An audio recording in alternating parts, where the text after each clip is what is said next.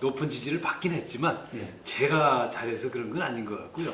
이제 첫 번째는 우리 강원도에서는 올림픽이 아닌가 그런 생각을 하고 있습니다. 올림픽을 잘 성공시키고 그냥 단순히 스포츠 이벤트로서의 올림픽이 아니고 올림픽으로 인해서 한반도의 평화가 시작됐다는 데 대해서 이 평화의 분위기를 좀 잘 좀 이어가라 이런 뜻으로 이제 한편으로는 격려와 동료의 뜻이 함께 섞여 있다고 생각하고 있습니다.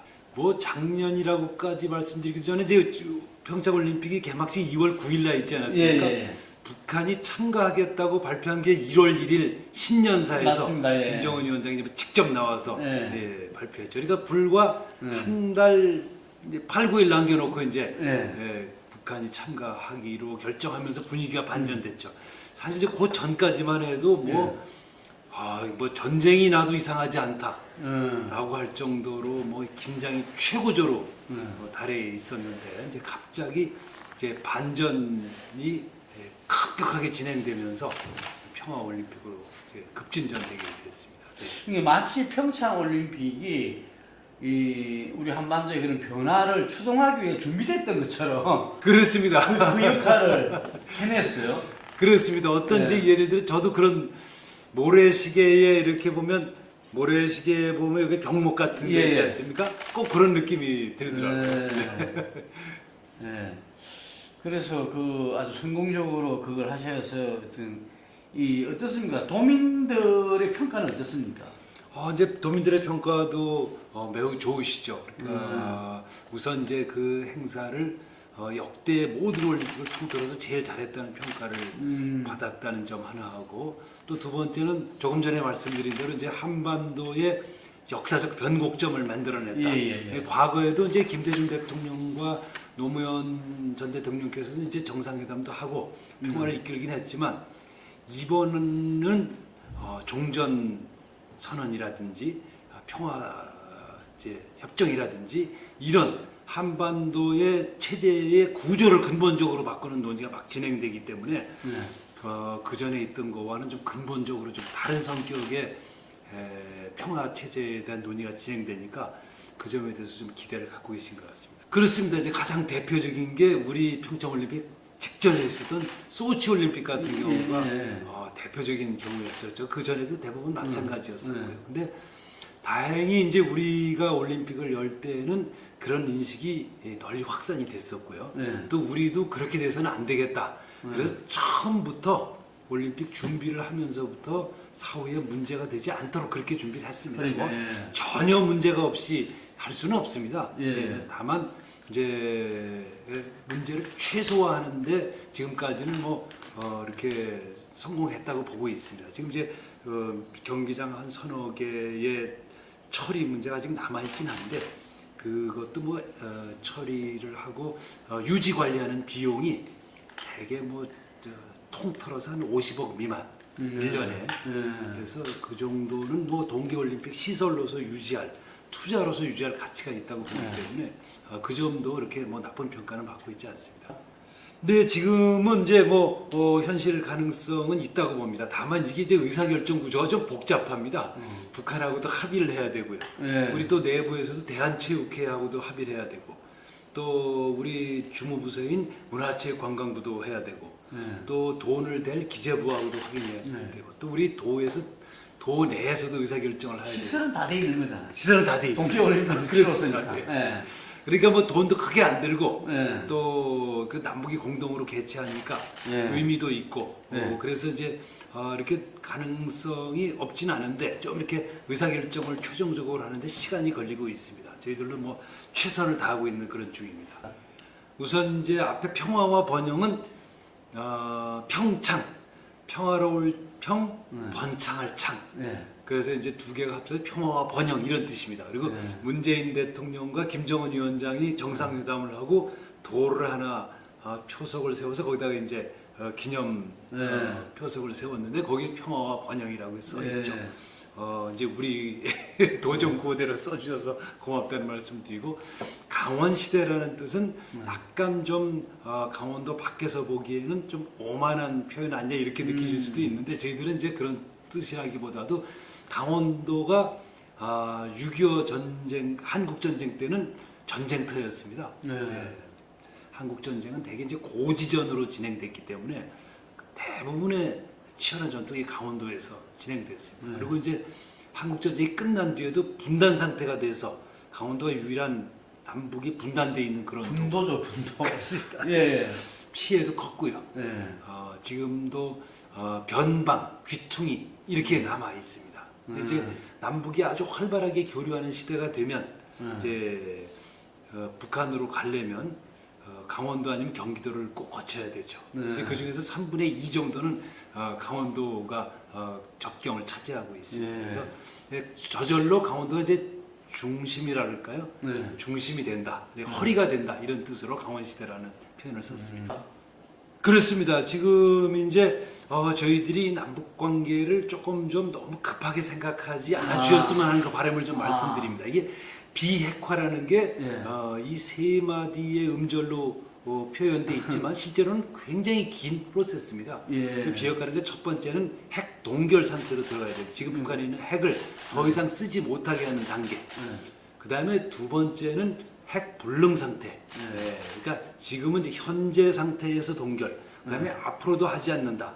그리고 그 다음 단계까지 가야만 비핵화가 됩니다. 그러니까 이 프로세스는 아무리 앞으로 당겨도 이제 문재인 정부 끝까지 가야만 완결이 될 걸로 봅니다. 앞으로 3, 4년이 걸리는 거죠. 아무리 빨라도. 그래서 그리고 거기에 이제 유엔 제재가 그 진전 상황에 맞게 해제될 것입니다.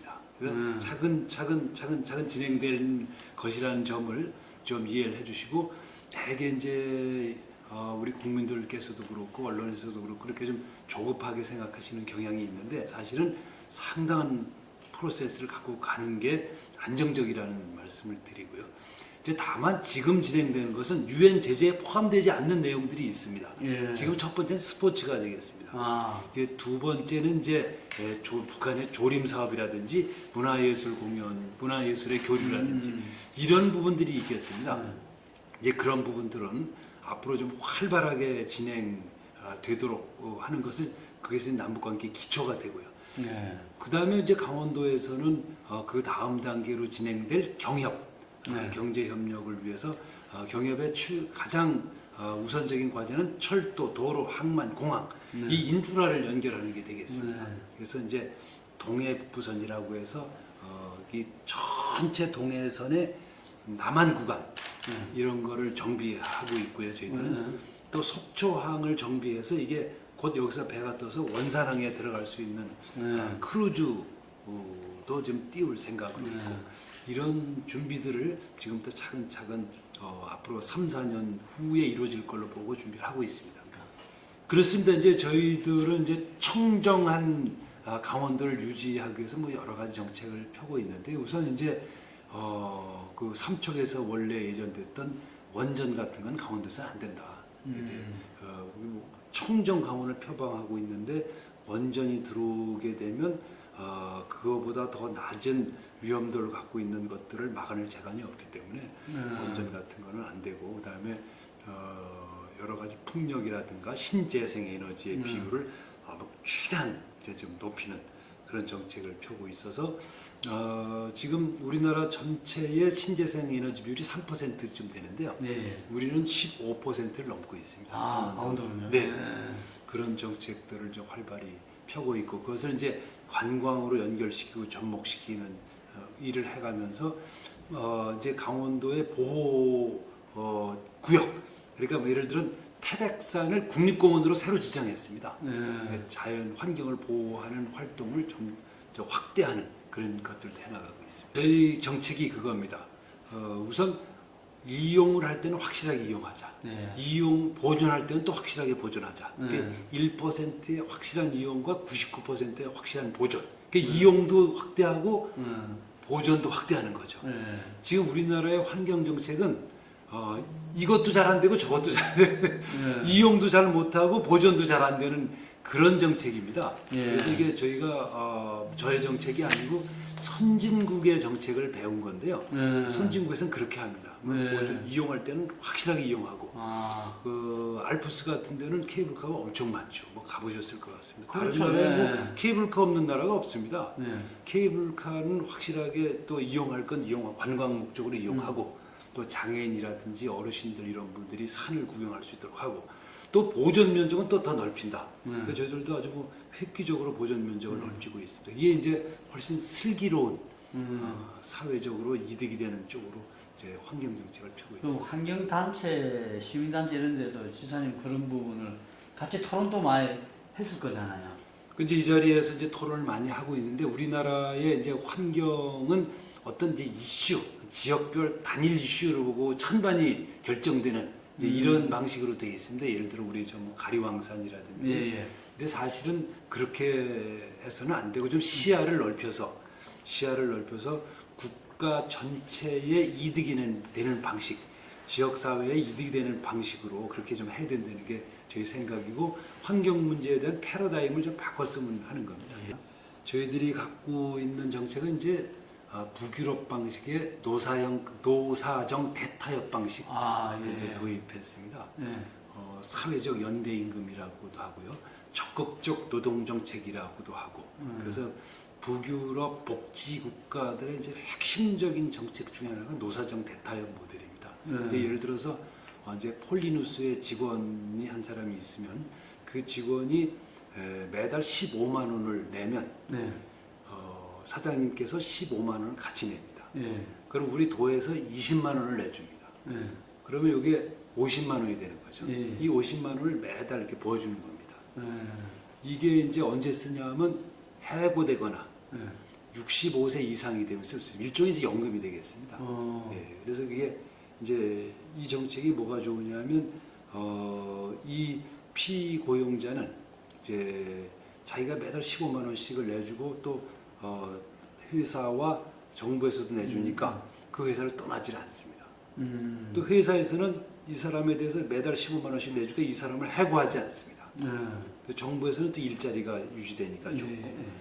그래서 이게 이제 북유럽에서는 아주 핵심적인 장치 중에 하나인데 우리가 이제 초보적으로 그걸 이제 도입을 했고요. 지금까지는 이제 그럼 그 정부는 도에서 낸다는 겁니까? 20만 원 도에서 냅니다. 도에서 내요? 네, 그렇습니다. 그러니까 지금까지 우리나라는 이제 임금에 대해서는 정부와 국가의 역할이 없이 정부 사측의 책임으로 이렇게 해왔죠. 노사간의 문제로만 해왔었는데, 근데 그게 한계에 달한 겁니다. 이게 이제 지금 우리나라는 기업도 어렵고 노동자도 어렵고 이렇게 어려운 상태에 있기 때문에 우리가 노사정 정부에서도 임금 문제에 개입해서 도움을 주는 최초의 모델을 우리가 도입했고요. 일종의 이제 북유럽에서는 겐트 시스템이라고 합니다. 이제 벨기에의 겐트 지방에서 처음 시작된 건데 저희들이 이게 뭐 굉장히 유용한 모델로 좀 생각하고 있습니다. 그 청년들은 뭐 굉장히 이렇게 도움이 되는 부분이니까 그런데 기업들 호응은 어떻습니까? 기업들도 굉장히 좋아합니다. 기업은 왜 좋아하냐면 우리나라 기업들이 지금 이직률이 굉장히 높습니다. 그렇죠. 이직률이 높기 때문에 이제 이직률이 높으면 사원이 하나 나가면 사원을 새로 뽑아서 새롭게 교육을 시켜서 또 일정 기간 훈련을 시켜서 현장에 투입해서 들어가는 비용과 지금 요 비용과를 비교해 보니까 이게 난 거죠. 기업들이 더 원합니다. 이게 자기들이 15만 원을 더 주더라도 핵심 인력을 계속 데리고 있고 노하우가 축적되면서 생산성이 높기 때문에 훨씬 신입 사원을 계속 뽑아서 훈련시키는 것보다 훨씬 낫다는 거죠. 그렇습니다. 그 저희들은 이제 그 두 가지 이유 때문에 기업이 잘 오지 않습니다. 첫 번째는 물류 비용이 많이 든다는 것, 교통이 나쁘니까. 두 번째는 사람 구하기가 힘들다는 거예요. 그래서 이 두 가지 문제 때문에 잘 안 됐는데 지금은 이제 올림픽을 치르면서 물류 상황이 조금 좋아졌고요. 그다음에 이제 이게 교통이 좋아지니까 또 사람 구하기도 조금 좋아졌는데 아직까지는 근본적으로는 아직까지 수도권에 있는 것만은 못하기 때문에 이렇게 기업이 이렇게 많이 오고 있지는 않은 상황입니다. 네. 지금부터 차분차분 이렇게 좀 예. 좋아질 걸로 보고 있습니다. 예. 그 지금 이렇게 저기 보니까 이렇게 굉장히 그 뭔가 자세히는 잘 모르겠지만 새로운 세상이 펼쳐진 듯한 이런 건데 네. 잠깐 설명 좀 해주시죠. 저희들이 저게 지금 이제 강원도가 네. 이제 밖으로 사통팔달 그러니까 철도, 도로, 항만, 공항을 통해서 사방으로 이렇게 이렇게 열린 공간. 지금 저게 저 뭐야 블라디보스토크 가는 저게 이제 동해 남부선입니까? 동해선입니다. 전체 동해선, 동해선. 네. 저게 동해선으로 쭉 해가지고 부산으로 해서부터 쭉 강릉으로 해서 함흥으로 해서 원산으로 해서 네. 블라디보스토크로 해서 저 파리까지 가는 거죠. 오. 저게 동해선입니다. 그리고 이번에 예. 문재인 대통령과 김정은 위원장이 저걸 합의한 겁니다. 아. 네. 그래서 저거 이제 부산에서 출발해서 파리까지 단번에 가는 거죠. 네. 네. 그리고 이번에 합의한 게 이제 북방항로 저기 이제 배가 있지 않습니까? 저 북방을 속초에서 출발해서 예. 저쪽으로 이제 낮은 선봉으로 해서 예. 백두산까지 가는 코스입니다. 저게 예. 백두산 항로라고도 그러는데요. 네. 백두산 항로 이런 것들을 전부 합의했습니다. 네. 예. 그렇습니다. 그게 이제 그 동안에 우리 반공 체제에 이제 깊숙이 우리의 사고 체계조차 반공 체제에 들어가 있던 결과라고 생각을 합니다. 그것을 이제 녹여내는 과정이 지금부터인데 그것도 이렇게 너무 오랫동안 길들여져 있기 때문에 네. 반공 체제 속에 그것을 이제 너무 빨리 녹여내려고 그러면 안 되고 차근차근 그것도 역시 시간이 필요하다고 봅니다. 예. 이제 그것도 양쪽의 입장이 다른 거죠. 네. 근데 북한에서는 제재를 풀고 종전선언을 하자는 거고 미국에서는 그 비핵화 될 때까지 안 된다 이런 제 입장이 좀 엇갈려 서로 속도에 대한 이제 인식이 좀 다른 거죠. 그래서 오히려 이 개혁 개방과 비핵화에 대한 속도는 북한이 더 빠른 속도로 있는 것 같고 우리는 제재가 확실하게 돼서 확실한 담보, 미래에 대한 담보까지 받아놓고 가려고 그러는 거니까 이 서로 속도 차이가 있어서 이것을 정말 우리 특히 문재인 대통령께서 이 속도 조절을 잘 운전을 좀 누가 내리지 않도록 차에서 내리지 않도록 운전을 좀 잘 하셔야 될 것 같습니다.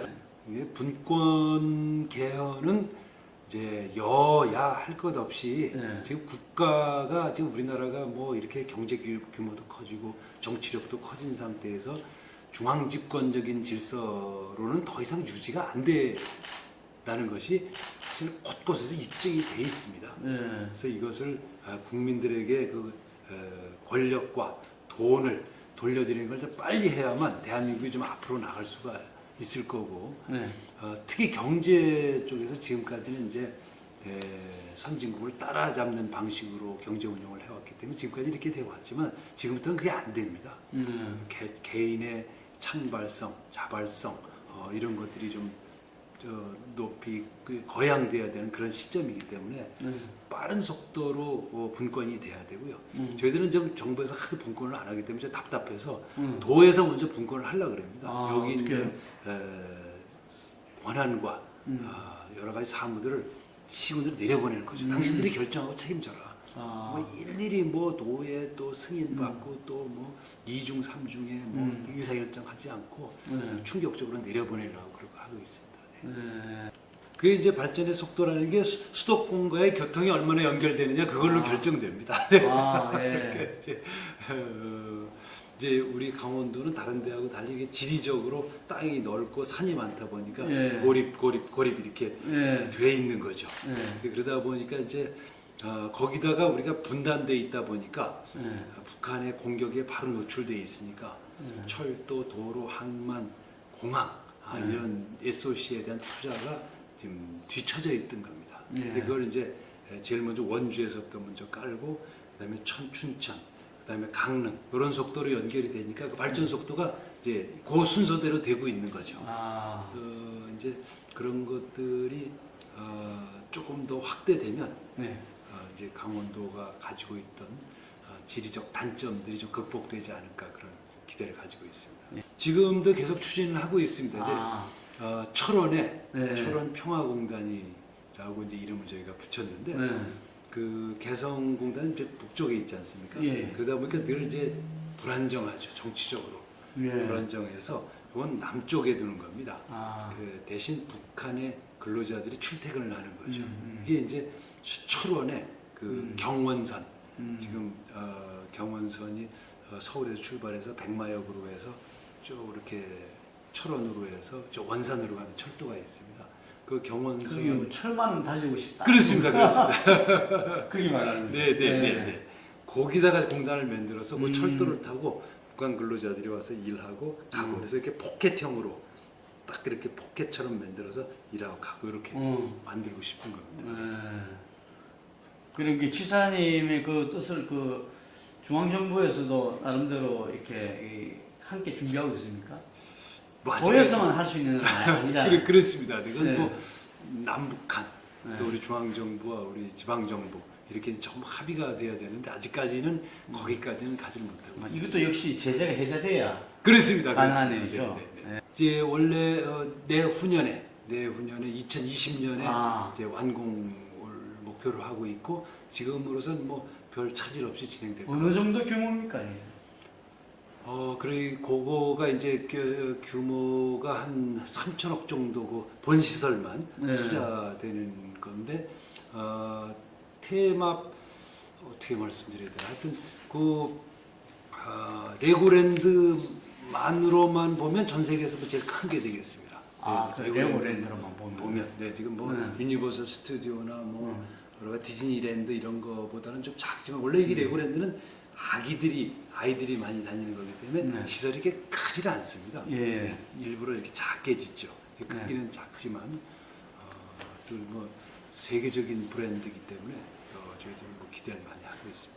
근데 이제 원전이 여러 가지 문제가 생기고 또 여러 가지 에너지원, 석탄이라든지 LNG라든지 뭐 태양광, 풍력 여러 가지 에너지 원이 있습니다. 태양광이나 이제 풍력은 청정 에너지긴 하지만 생산성이 굉장히 낮은 편입니다. 그러니까요. 예를 들어서 강원도 전체를 태양광으로 싹 덮으면 거기서 나오는 전기로 강원도에서 쓰는 전기를 감당할 수 있느냐 안 됩니다. 싹터프도 안 된다. 싹터프도 안 되는 거죠. 그러니까 이제 그 에너지의 근본 해결책은 아닌 겁니다. 보조인 거죠. 보조. 또 풍력도 마찬가지입니다. 풍력은 이제 바람이라는 자연 조건이 굉장히 잘 맞아야 되는 거죠. 근데 풍력도 우리가 꽤 많이 생산하고 있는데 그건 조건이 굉장히 까다롭고 그것도 이제 이렇게 소음이 많이 나고 소음이 많이 나고 이런 문제가 있습니다. 근본적으로 우리나라의 에너지를 해결할 다른 방법을 지금 찾아야 되는데 지금은 이제 과도기죠. 저희들은 이제 여러 가지 실험을 새롭게 하는 게 있습니다. 예를 들어 플라즈마 발전소라는 게 있는데요. 이제 플라즈마라는 게 예를 들어 쓰레기라든지 나무라든지 이런 거를 갖다가 아주 고 에너지, 높은 온도로 태워서 공해 물질이 나오지 않는 그런 가스를 그런 이제 열을 만들어내는 그런 발전소도 이제 저희가 착공을 하고 여러 가지 이제 요새 기술이 많이 발전해 있기 때문에 새로운 에너지, 근본적으로 에너지 문제를 해결할 수 있는 에너지원들을 저희가 이제 실험을 하고 그러고. 그렇죠. 이게 뭐 방송이라는 것은 그 정치로부터의 독립이 이제 핵심적인 존립 근거 중에 하나가 되겠습니다. 근데 이제 저희가 나오고 나서 정권이 바뀌면서 이제 뭐 하여튼 다시 정치권에 예속된 그런 상태가 되다 보니까 회사 전체도 이제 무너져 내렸죠. 지금 뭐 다시 이제 재기 중인데 그동안에 하도 오랫동안 뭐 방송도 그렇고 어떤 조직이라는 거 한번 무너지면 다시 일어나기가 굉장히 시간이 걸립니다. 이제 진행되고 있는데 이제 막 꿈틀꿈틀 하면서 이제 다시 일어나려고 노력하고 있는 것처럼 보이고 있습니다. 그렇죠. 이제 소통이라는 것도 저는 사실은 소통이라는 말을 썩 좋아하지는 않는데요. 왜 그러냐면 소통이 이런 권력 구조가 이렇게 단단한 상태, 권위주의적 구조 속에서는 소통이 안 됩니다. 이렇게 내가 윗사람한테 가서 말하기가 어려운 상황이 되면 소통이 안 되는 거죠. 아무리 소통을 강조해도. 근데 이제 이게 소통이 잘 되려면 도지사한테 무슨 말을 하기도 좀 편해야 되는 거죠. 그러니까 예. 권력 구조가 좀 해체되고 이런 상황이 돼야만 소통이 되는 거죠. 이런 이제 위계 질서, 수직적 질서가 수평적 구조로 좀 빨리 좀 바뀌었으면 하는 건데 우리나라 전체에 지금 우리 공무원들만 봐도 뭐 1급, 2급, 3급, 4급, 5급, 7급, 8급, 9급의 사람을 이렇게 쭉 이렇게 해놓지 않았습니까? 그런 상태에서 소통이 안 됩니다. 이걸 어떻게 바뀌어야 됩니까? 그걸 이제 그 구조를 더 듬성듬성하게 하든지 1, 2, 3급 해서 딱 한 덩어리를 해버리든지 뭐 이런 식으로 민간에서는 훨씬 많은 부분이 전문성 위주로 편제되어 있는데 여기는 권력 구조로 편제가 되어 있습니다. 군인들, 경찰들하고 우리 똑같죠. 소령, 중령, 대령 이렇게 우리 똑같이 되어 있죠. 근데 이제 민간 기업에 가면 벌써 그게 많이 해체되어 있는데 그런 쪽으로 빨리 우리도 좀 바뀌어가야 되지 않나. 팀장제로 해가지고 이렇게 많이 바꿨더라고 민간 기업. 많이 바뀌었죠. 뭐 이런 우리는 좀 화석화되어 있습니다. 이게 지금 우리나라 이 국가 조직이 일제 시대 때 들어온 채로 일본은 오히려 많이 바뀌었습니다. 그대로 화석화돼서 저는 이게 삼엽충과 같은 조직이라고 그러는데 이런 조직을 좀 빨리 좀 정부 차원에서 혁신했으면 하는 그런 바람. 네, 우리 폴리뉴스 시청자 여러분 안녕하십니까? 요즘 얼마나 더우신가요? 강원도도 뭐 똑같이 덥습니다만은 해가 떨어지면 좀 시원하니까 모두 휴가들 와주시길 부탁드리겠습니다. 그리고 우리 강원도가 우리 한반도의 오랜 질곡이었던 이 분단 체제를 앞장서서 해체하고자 합니다. 평화와 번영의 시대, 강원 시대를 열고자 하는데 많이 격려해 주시기를 부탁드리겠습니다. 고맙습니다.